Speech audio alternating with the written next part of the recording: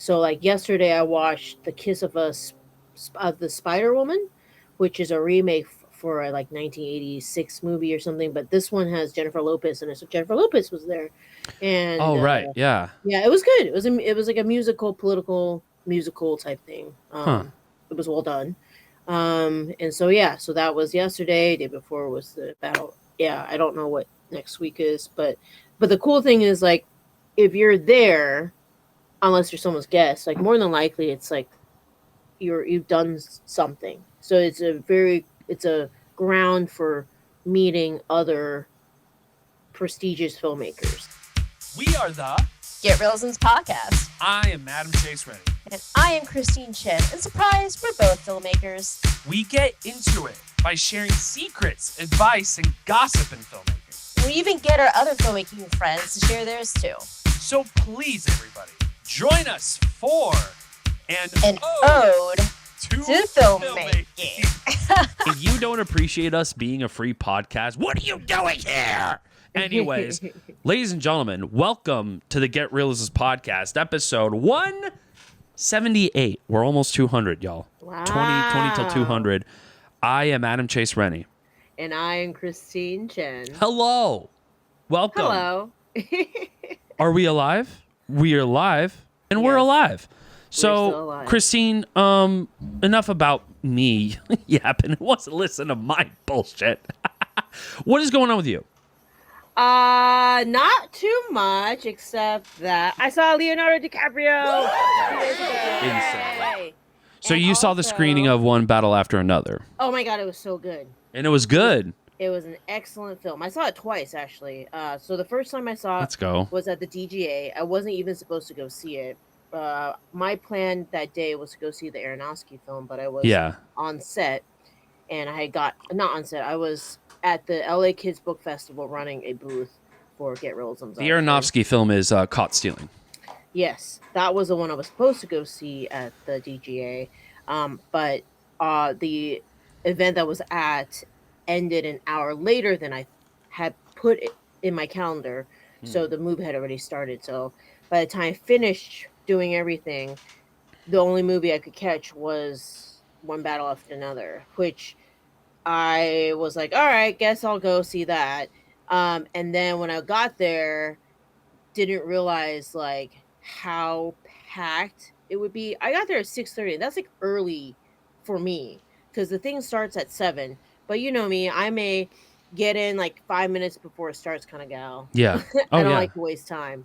And so I get there at 6:30, and it's like it's a madhouse. I hadn't seen the DGA like that in a while. Lines, craziness. People. My friend was like, I don't know if we can get in. It's like, but somebody's up there saving a spot for us. Blah blah blah. You know, man. It's like Walton. I don't even know. Yeah. Any better. Yeah. I don't even know That's very better. Christine. Yeah. I'm like, all right, what? You We'll have a figure it out. line? Yeah. And so the reason why it was insane was not only I knew Paul Thomas Anderson would be there, but the surprise guest that was interviewing him was Leo. Spielberg. Oh, Spielberg?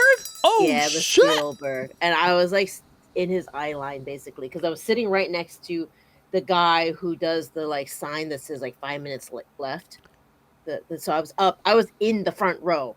So Oh, I was in the front wow. row, and when I got to that seat, I was like, I don't know if I want to sit here because it's so close. Yeah, I nobody don't- sits in the front row and front row. screenings. And then the guy yeah. was like, no, you have to sit in the front row. You don't understand. And I was like, why? He's like, Steven Spielberg's going to be here. I You're was like, just oh, in yep, spitting distance yep, from. I'm going to sit in the front row. Yeah. So I That's sat in the front crazy. row, watched the movie, and then, of course, Steven Spielberg is like right there. Was PTA And- there too? I don't Yep. know if. Okay. Yes, cool. he was there. PTA was there. Steven Spielberg was there.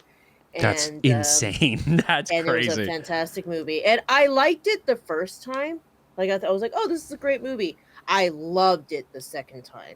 Yeah. Not just because Leo was there, but like it was. I started to notice all the nuances and all of the details and stuff, and the writing and everything. And so that was the second time. Was at the Academy building, the Goldwyn, Samuel Goldwyn Theater. And I am now officially an Academy member. Yeah. So, yes. Let's go. I got my card yesterday, and I'm like, let's see, this really does grant me privileges. And yes, I got to park in the secret parking garage underneath the Academy Theater. I was like, I felt like a baller. Right on. Oh yeah. That part was the part that made me feel like a baller. No big deal, like seeing the panels and everything, but like I was like, I get to park in the secret parking lot. That's more exciting. Yeah. I get the super exclusive shit. Yeah, That's awesome. I don't have to park with the peasants anymore. Just Yeah, dude. But it was just really, it was cool. But yeah, so I got in as an academy. I am an Academy member, and which is weird. Is really strange to be like, oh, I'm an Academy member. Because I have done stuff that have qualified for film festivals that are Academy. That's how you do it. If anybody wants to do that, it's basically do enough short films, make sure some of them get into what we call Academy qualifying film festivals, and then you gotta get like people to sponsor you, I guess, to say, hey, like this is an upstanding citizen. I'm a member of the Academy. You should.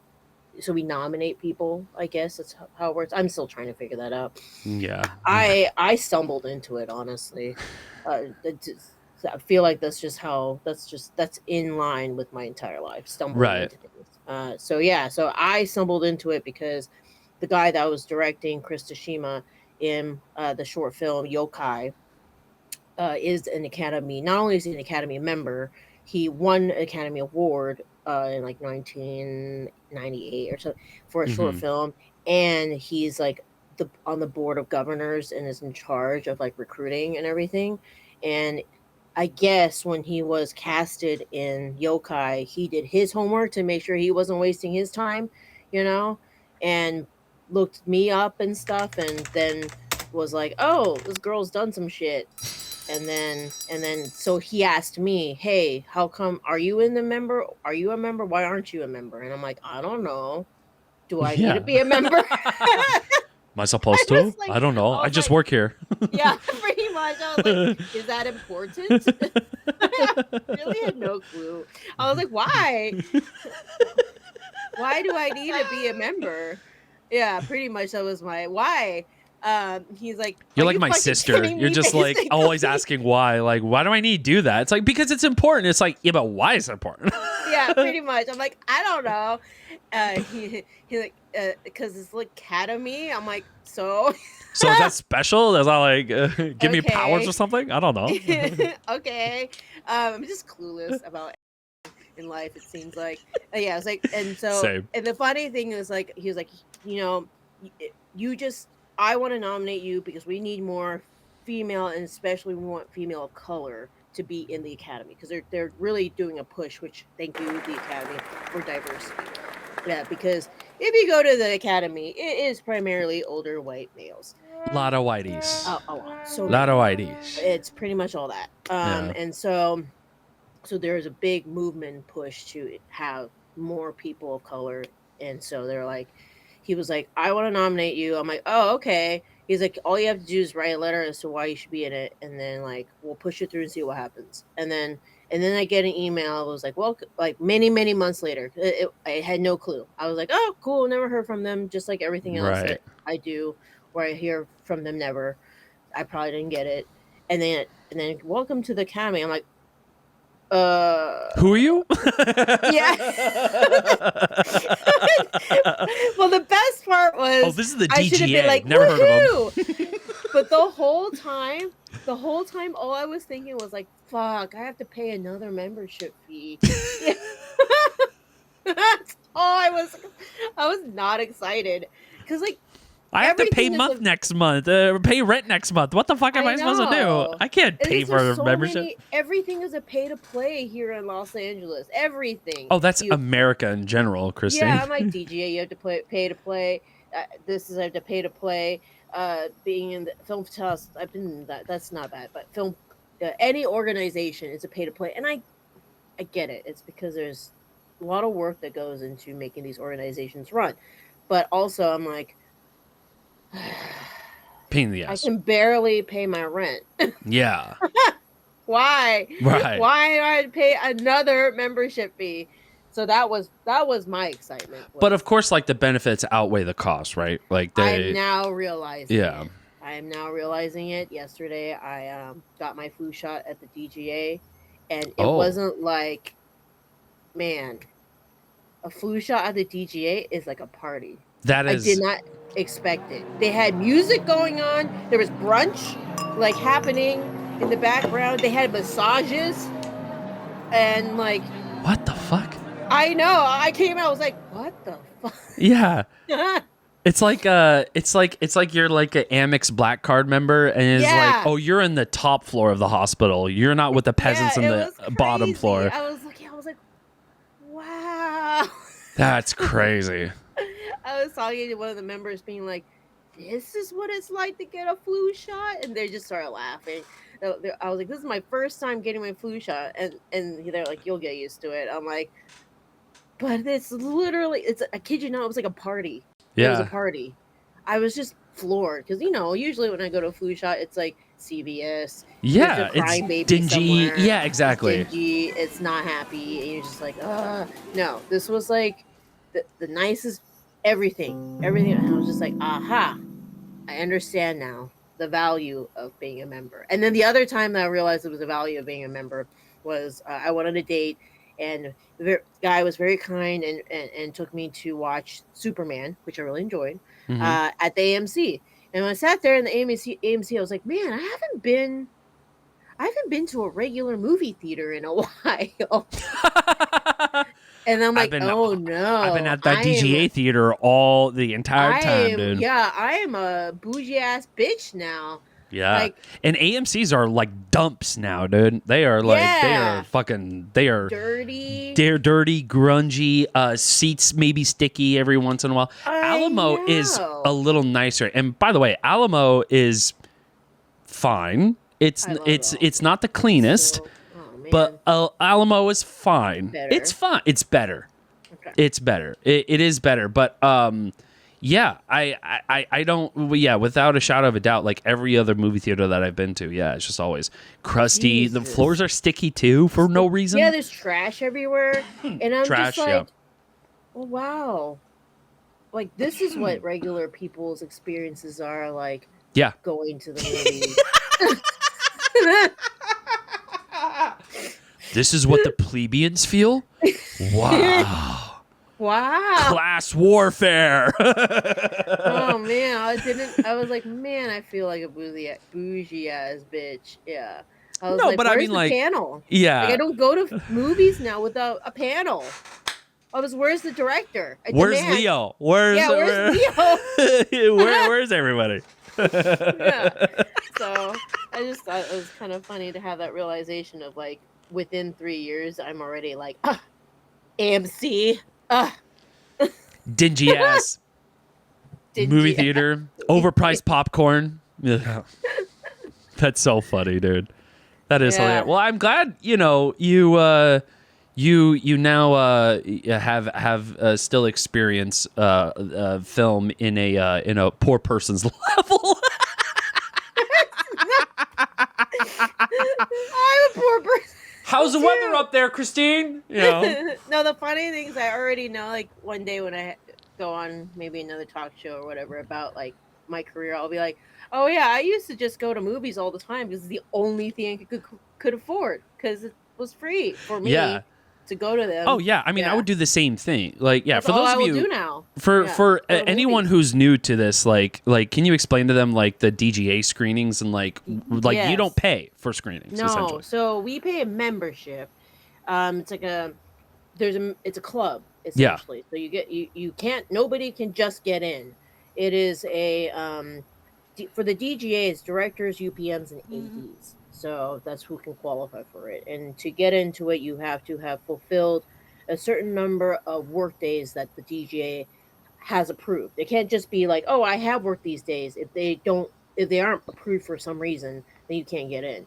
And there's a whole thing that we can talk about later. But so during the pandemic, since everybody was kind of like standstill, that was what I worked on, was my DGA paperwork and everything. And I was working so much, and so I fulfilled the requirements, and I turned it in and everything, and I got into the DGA.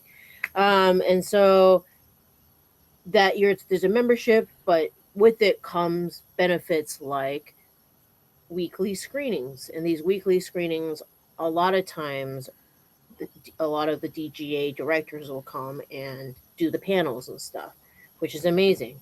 And so there's already way too many weekly screenings. Like I can't do all of them. Like there's one every single week. It's Saturday and Sundays, usually two screenings, one at 3, one at 7, basically. I'm like, I got other shit I gotta do Yeah. too. Yeah. And so yeah, and so there's that, and then there's on top of that also different events and stuff. For example, party to go get your flu shot apparently. Um That's but hilarious. but now I'm also a member of the academy, which is even more screenings. So Mhm. those are even more grand, basically, because those will have not only the directors, but usually the cast will come with it as well. And oftentimes those will be movies that haven't even come out yet, basically. So like yesterday I watched The Kiss of the Spider Woman, which is a remake for a like 1986 movie or something, but this one has Jennifer Lopez in it. So Jennifer Lopez was there. And Oh, right. Yeah. yeah, it was good. It was like a political musical type thing. Huh. It was well done. And so yeah, so that was yesterday. Day before was the battle. Yeah, I don't know what next week is, but the cool thing is like if you're there, unless you're someone's guest, like more than likely it's like you've done something. So it's a ground for meeting other prestigious filmmakers. So like So it is a networking opportunity as well. it is.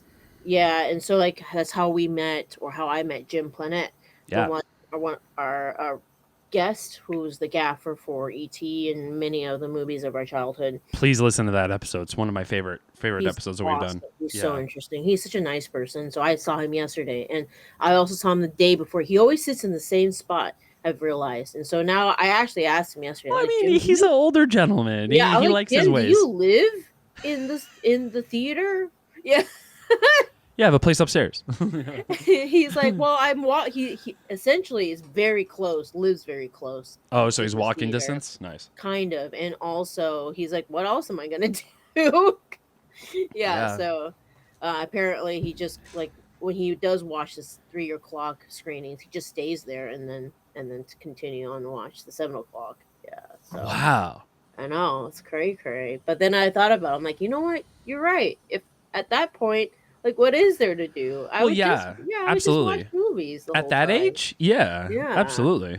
watch movies and hang out and meet your friends because your friends are probably there too. Yeah. Yeah, and so, but it was neat because he'll just be like, "Oh yeah, that guy's the editor of. Oh, that's the makeup artist from ET." You know, just like you're That's like, crazy. "What? That's crazy." You're Yeah, just so walking amongst giants, you know? yeah, so that's the neat part, is that you get to meet other people in the industry, and they're all very nice too, because there's this like, I think at a certain level, people are confident in themselves, and they don't need to prove anything to anyone. And so it's very much a like, yeah, if you're here, more than likely you're somebody. And so like everybody treats everybody with a lot of respect, and they're very all very nice and to each other and stuff like that. At least I haven't met any assholes. Although my friend Carby, who's a producer here in LA, I invited him and Avi to the screening with Leo, and apparently in the parking lot, someone asked if they spoke English, so that's bad. But Oh, yes, well, well, that's not great. that's not good. Yeah. But it was just ironic though, Uh. because it was for the movie that we were about to see, which is the battle, one battle after another, which is all about racism and stuff like that. So, but excellent movie. Excellent movie. I can't wait to see it. recommend. Yes, highly recommend that you watch it. And I don't know. It's just like it's very unique. The acting's amazing. All the actors did a great job, and the writing and everything. So supposedly it's going to be like one of the best movies of this year. So. Yeah, that's how it's set up to be, at least advertised.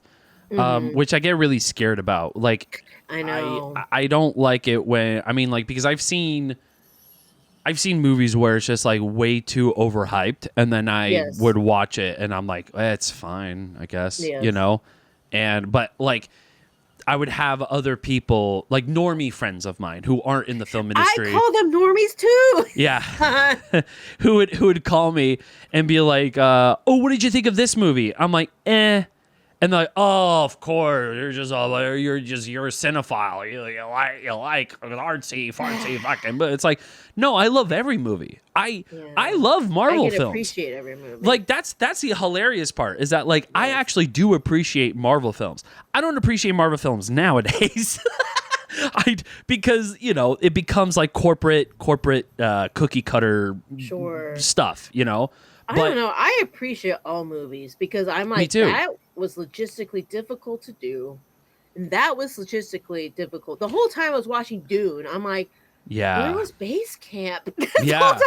In the middle of the desert. It's just like, what, do you set up base camp in one of the dunes? Like, what do you do? I'm like, how did base camp work? Yeah. I was just like, the whole time just thinking about the logistics and just like, and then like all those extras, like how many seconds did they have? I was, you know, it's funny. You mentioned that I watched the Downton Abbey movie. Listen, I'm a Downton Abbey fan. What can I say? I love the show. I love the movies. And when I watched the movie, because this was the first Downton Abbey that I've seen where I am actually in the film industry. So when I watched the show, it was like when I was younger. Got it. You were a normie. I was just a normie, right? Mm-hmm. So when I would see like a banquet scene or like a dinner scene, and I see so many silverware and so much candles and so much, you know, art department shit in there, I'm like, literally my palms were sweating when I was like watching the film, because I was like, oh my god, there's so many props. You're like, there are so many fucking props. There's so many props. Oh my god, the set dressing must have taken forever. Oh my god, this is so much, you know. And like I never thought I would have that feeling, but like I enjoyed the film regardless. But like, yeah, I'm like, the logistics for art department, they must have had like 100-person crew in art department. But when I saw the credits, it wasn't that big of an art department. It didn't seem like that big of an art department. They're all stressed out of their goddamn They're minds. Just all ripping cigarettes and just freaking out. No. You know, I would be having a nervous, because it all looks pristine and perfect and amazing, because it's like rich people shit. You know what I mean? It's Dude, like, yeah. To talk about rich. Okay, so I've been on this trajectory of working on vertical films, and there's an obsession with the bougie class. And so we've just been shooting in mansions. Everything I've shot in has been mansions. And it's like, you can't touch anything, basically. It's really stressful for everyone, because you can't like move shit, or you move something, you have to tell somebody, or you can't sit on stuff. I'm like, who has furniture you can't sit on? Yeah, that's insane. Yeah, it's just mansions. So I totally get it. I can't imagine what it's like being the locations manager for stuff like that, where it's just bougie ass bitch things. Yeah. Well, I mean, the funny thing about Downton is I think they used a defunct like palace. So like it's only used for TV and film. So yeah, I think that was like specifically made for film and TV. But I don't know further beyond that. But I will say though that like you're right. Like every time like I've been on a location, or like even like a Airbnb, you know, like the owners would just be like, don't touch this, and don't go in this room, and don't do that. But and don't eat in the house, even in the kitchen. House. You're like, what? And that's true, ladies and gentlemen. Like there are times where you go to a location and the owners will be like, can you not eat in here? Or if you are, please take off your shoes. Make sure you take off your shoes. Make sure you know. And then like that's impossible for G&E.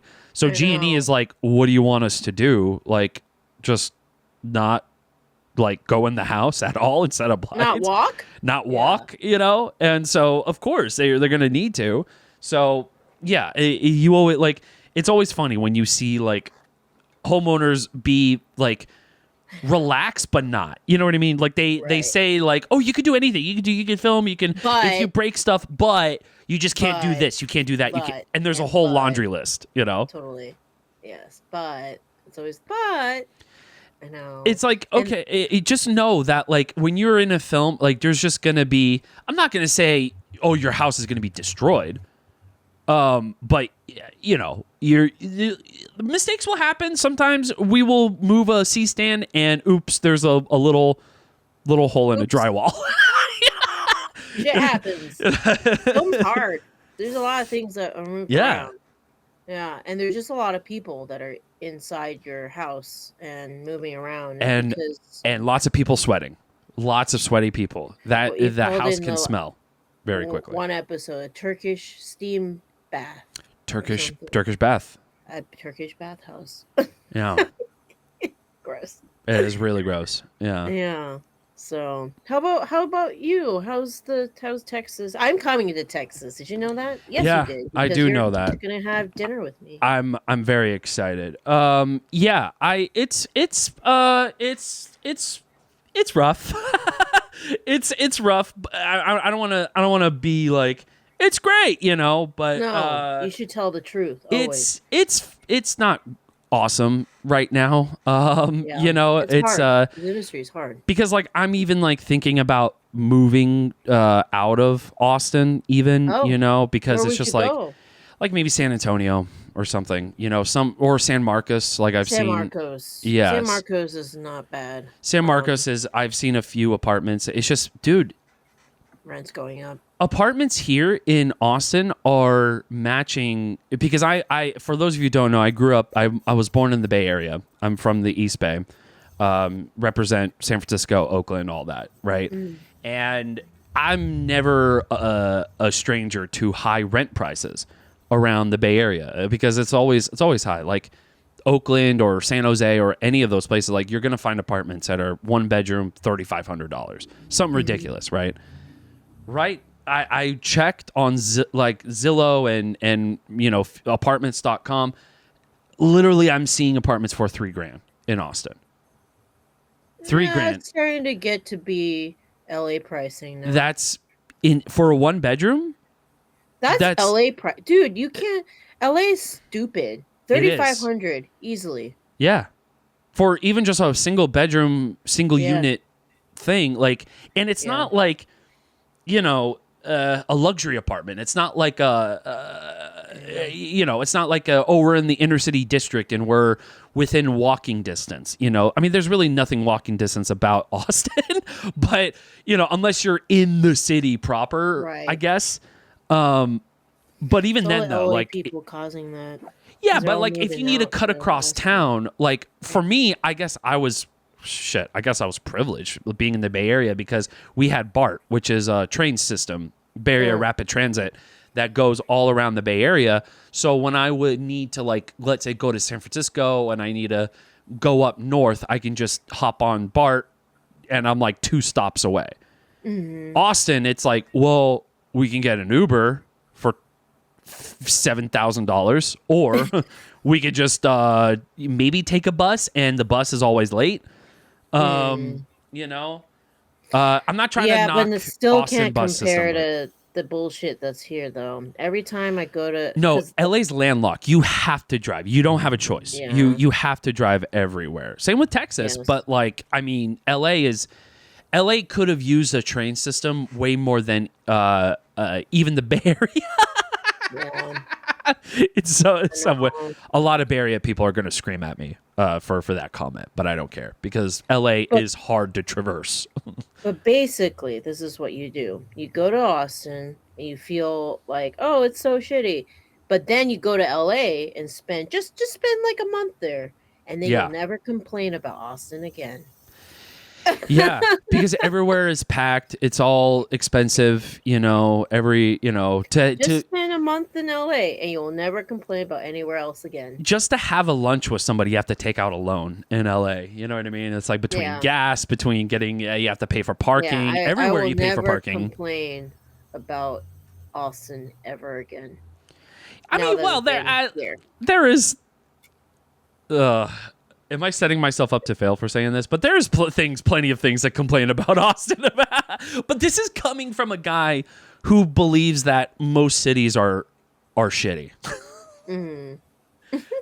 Because everyone I know who's like from, like, I met a dude on set who's from Minneapolis, and he says, "Oh, that city is a dump." But I've seen pictures, and I'm like, Minneapolis actually looks really nice. Like, are you fucking kidding me? It's a dump.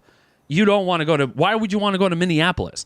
You know what I mean? It's like I get it. Like, there's so many cities out there that just are a carbon copy of either New York or San Francisco.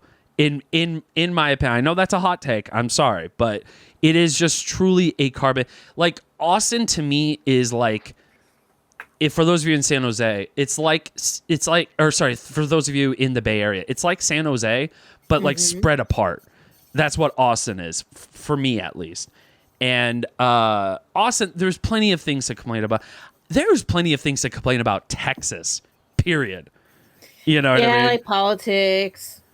oh my God. Like, the politics, I mean, well, just not even just politics, just social, just anything social. Like, it is not good being trans in Texas right now. It is not good being gay in Texas right now. It is not good being Arab in Texas right now. It's not good being Muslim in Texas right now. It's just bad if you're not white. If you're not white, it's gonna be rough. It's gonna be a little rough for you. If you're not a white straight male, it's gonna be rough. Yeah. And so that's just all of history, though. That's just history, though. And that's anywhere really in America, including California. In certain circumstances. Yeah. But I guess, for me, like, growing up, I never really, like, thought about it until, like, I got into college, where I saw, like, actual racism happen. And I'm like, oh, shit, y'all exist? This shit still happens? What?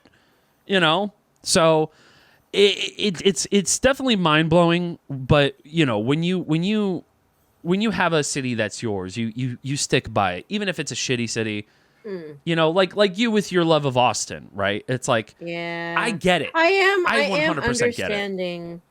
I spoke, because this is not a I Hate LA podcast. I have spoken positively about LA recently when somebody asked about it. I am realizing the accessibility to things is, that is something that you wouldn't get outside of LA or New York or something like that. Like, I would never, it would be difficult to be in the same room as Steven Spielberg. It'd be difficult to be in the same room as Leonardo DiCaprio. Yes, every single week, if I wanted to go to a panel, I could. That kind of accessibility is, it's school. I just think about, I'm going to LA to get schooled. Yeah. Literally, figuratively. Yeah. Yeah. But and I have learned a lot. Yeah. But I think, was it Steven Spielberg or was it Martin Scorsese who said that, like, you're just a student for life. Like, it doesn't matter how old you are, you're just literally a student for life. You're always learning, you're always creating and innovating. Yeah. And that is the whole reason why I chose to move here, is to be uncomfortable. And I have been uncomfortable. And so I get it because I teach piano as my side hustle these days, and editing as well to different students, and I tell them this a lot. That's one of my things, is that, like, it's gonna suck, you're gonna hate the song, you're gonna hate this a lot, but you have to do that, and then you get to the other side and you realize, oh, I've grown so much, I've learned so much. Things do get easier. I do know that you try to avoid driving on the very right side of the road, because that's where all the cars are parked. Right. Now I know you drive in the middle. Yeah, exactly. Yeah. Now I know where the potholes are, and I know what times, I will be stuck. Which directions Yeah, you I got to should beat the drive. rush hour. Yeah. Yeah. So Or like if you get off at like, 5:30 or 6 o'clock, you're like, yeah. oh, I think I'm going to wait an hour and then Yeah. for the traffic Yeah. to clear, you know. Yeah. So you learn some stuff. Um You certainly yeah, do. it's but no, I still really love filmmaking, and Yeah. we're still going to keep suffering for our art. I was Uh, going to say it tests our patience though, for sure. it It does. really, really tests our patience, But I guess it's like kids. Yeah. Yeah. Yeah. My dad is my parents are visiting my nephew and nieces right now in Ohio, Cincinnati, Mm. and my dad's like, "Man, your brother, his temper is really bad." He's like, but he's got 3 kids and he's by himself right now. Yeah. I Yeah, mean, you're stressed, he's stressed out. Yeah. I was like, yeah, I guess, yeah. He's got to be patient for dads who are just trying to, or moms really, just trying to figure it I think out. it's very funny. Yeah. Yeah, and so I'm like, yeah, I guess it's just like you love it, you love them, but you're like, God damn it. Yeah, and that's why we have this podcast. We just, there's just certain gigs that we have, and we're just like, fuck this. This sucked. Yeah, I hate fuck it. this. Yeah, Like nowadays, I mean, in order for me to keep the lights on, I've been doing a lot of PA work, a lot of PA gigs, and there's nothing like. It's not so much as it is embarrassing. It's more so like. It's just more so. Well, you get paid way less. That's the other. Right. That's the unfortunate part. You get paid way less, but like the amount of things that you like. I'm starting to feel my age now when I like do PA shit because like I've been in the industry for now 7 years. And okay. what's crazy is that like 7 years ago I was like I can do PA shit. Yeah. PA's not bad. I just do this blah blah blah blah blah, I'm just I'm just like and then it's like, "Oh, you're just running errands." It's like, "Yeah, but it's it's just running. It's doing more than just runs, It's Right. more than oh, I'm helping out art, or it's more than like, oh, I'm helping out Jeannie gather C-stands or whatever, like it's way, way, way, way more than that. And nowadays, because of, I guess, money, a lot of people are doing the jobs of many, so like I would get hired as a PA, but really I'm like a key set PA, Yeah. But I'm getting a PA salary. Right. So it's unfortunate. And yeah, I do have other side hustles like, from home stuff to, the apps and whatever I can do, to make it by. But, yeah, it's just, it's tough. It's just tough for filmmakers. And I do think that that's something that needs to be addressed. Michael even talked about that. Michael Goy, one of our, Yeah. who's the ASC president right now, but is also an awesome filmmaker, Emmy nominated, yada yada yada. But one of the things that he said was like, you got to be able to stay in the game. That's the most important. Is that so? There's really no there. People who are out there right now. I have side hustles. You know what's really funny? I teach editing. And one of my students was like, I don't want to work as do this and then have a side gig and like have to work 2 part-time jobs, and I fucking flipped on him. Yeah. I was like, listen, dude. I was like, filmmaking is very hard. And me teaching you is a side hustle. So don't tell me that you don't want to have a side hustle. Right. Like, you're not even good yet. I fucking told him that. I was like, you're not even good yet. And you're saying you don't want a side hustle? I was like, then maybe you should consider. I was like, tough love here, but you maybe should consider another career. I was like, because you need to love this so much that you will do anything to stay in the game. And that is the most important part, is staying in the game and figuring out how to stay in that game. So don't feel ashamed for taking other side hustles, because one of the things Michael says is that those are life experiences, and those are what make you unique and interesting and have unique stories to tell, is having these other life things happen, you know? And so take that side hustle, stay in the Yeah. game, and keep on doing it, you know? Yeah. So, Like you said, there's no shame in it, but you know, like you still have to keep your eye on the prize. You know what I mean? right. Like you can't just, because Michael is right. It's like once you, it's like even like a week's worth of like not being part of like the film zeitgeist, you feel like you're out of step. You know what I mean? You It's like you always do. have to keep up at all times. I feel like I would imagine, I'm not addicted to anything, but I would imagine that that's what addiction feels like. Yeah. Like, yeah, I take a vacation from it. And Well, I'm not yeah. even taking a vacation from it because I'm thinking about film. Hmm. Yeah. So when I'm not on set, it's just like you lose your, it feels like you lose your identity almost. Yeah, Just a because your little bit. personality is kind of tied to it in some Yeah. ways, and like your soul and everything, because it's all Just you in know. All you do is just work. Yeah. You know. Yeah. Yeah. So I don't know. That's how you have to live and breathe this industry to want to stay in it, because it is a lot of, there are more down moments than there are up moments, unfortunately.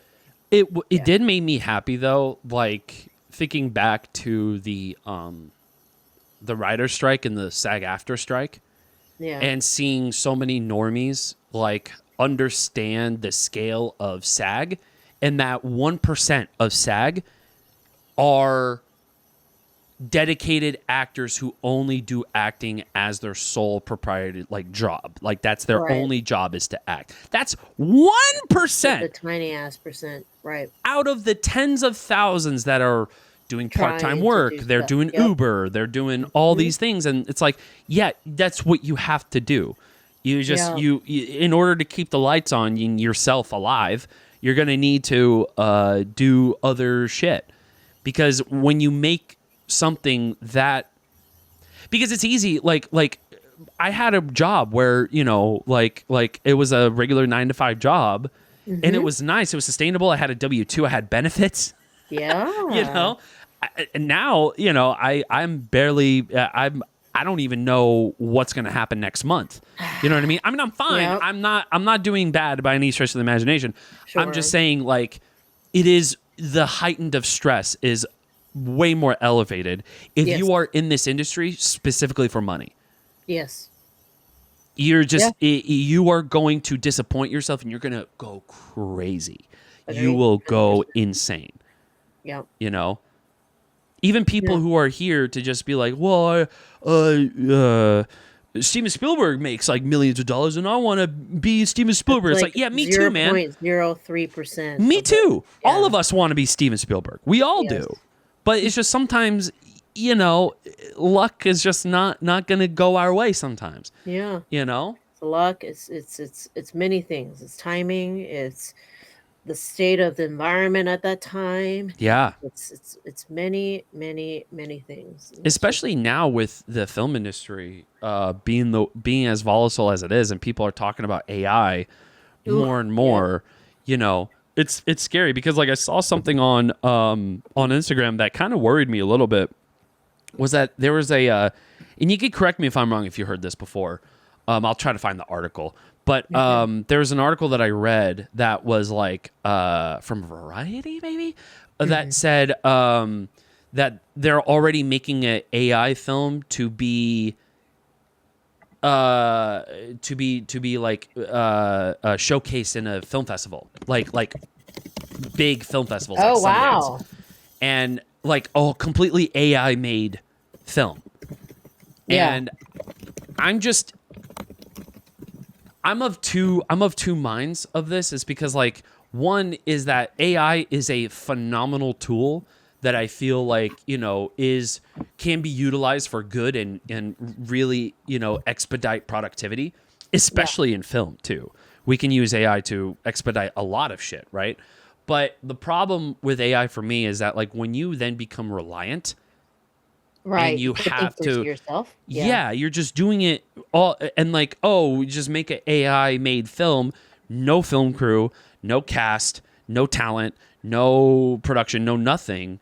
You just sort of like remove the magic and the, I don't know, like you remove the magic, you remove the everything, everything about film. So whatever. Anyways, I see what you just said. Let's wrap it up. It's just I'm rambling. What am I doing? Anyways, all right, guys. Ladies and gentlemen, thank you so much for tuning in to the Get Reelisms podcast. So this is our practice podcast because we actually are bringing on a guest in a few minutes. So, but you know what it is. GetReelisms.com, GetReelisms.com. Pick up your books, pick up your hats, pick up everything you need. And that's that, ladies and gentlemen. Thank you so much. We love you. Stay tuned. We're gonna have a guest coming in. Yes. In just a few minutes. So, writer. And he's a director, Rob Ferris. So definitely for all those who are about to tune in, he's got some really cool life stories, and this is an excellent book. I actually read it all the way through, so it's awesome. There you go. So, all right, ladies and gentlemen, that's been the Get Reelisms. We will be back momentarily.